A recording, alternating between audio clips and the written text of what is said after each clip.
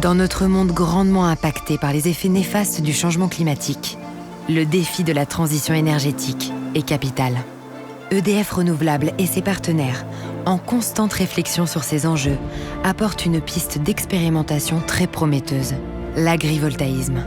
Un concept qui combine agriculture durable et production d'énergie solaire sous la forme d'une implantation de panneaux photovoltaïques au-dessus de cultures agricoles.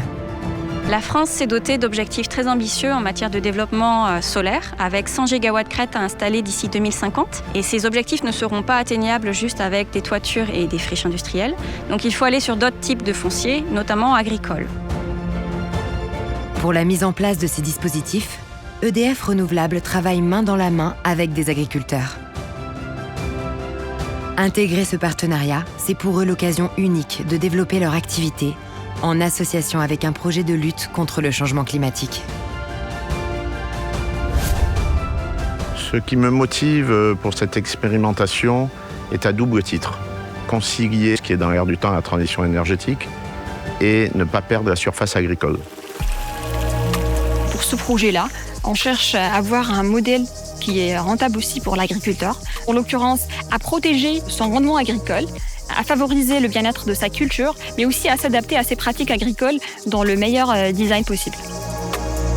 Comme chaque exploitation agricole a ses particularités, EDF Renouvelables imagine des structures photovoltaïques selon les multiples contraintes liées au territoire. Comme ici à Beaucaire, en Camargue, où 1000 mètres carrés de panneaux solaires sont implantés au-dessus d'une culture de riz et de luzerne. La structure photovoltaïque, il s'agit d'une structure fixe et qui a été dimensionnée et designée de façon à résister aux aspects venteux de la région et donc notamment à un sol qui est très instable. Lancé début 2022 pour une durée de 4 ans, le projet est une première en Europe. Jamais la culture du riz n'avait été étudiée sous une structure photovoltaïque. Il permet d'étudier l'impact de l'ombrage sur la culture et de voir en détail ce qui se passe au niveau de la photosynthèse, la taille des feuilles et la croissance du riz et de la luzerne.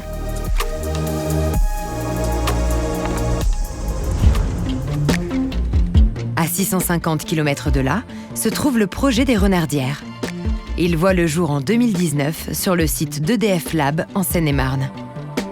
Ici, la structure photovoltaïque, qui est implantée au-dessus d'une exploitation de pommes de terre et de luzerne, repose sur un système de tracker pour permettre une meilleure exposition au soleil. Pensés pour laisser passer les engins agricoles, les panneaux solaires reposent à 5 mètres du sol. En région Nouvelle-Aquitaine, près de Bordeaux, le projet Vitisolar est le premier expérimentateur sur terrain viticole.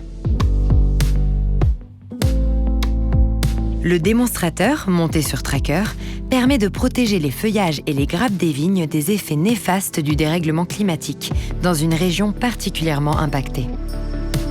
Le projet Vitisolar, c'est un projet qui a du sens, innovant, emblématique et fédérateur pour le territoire.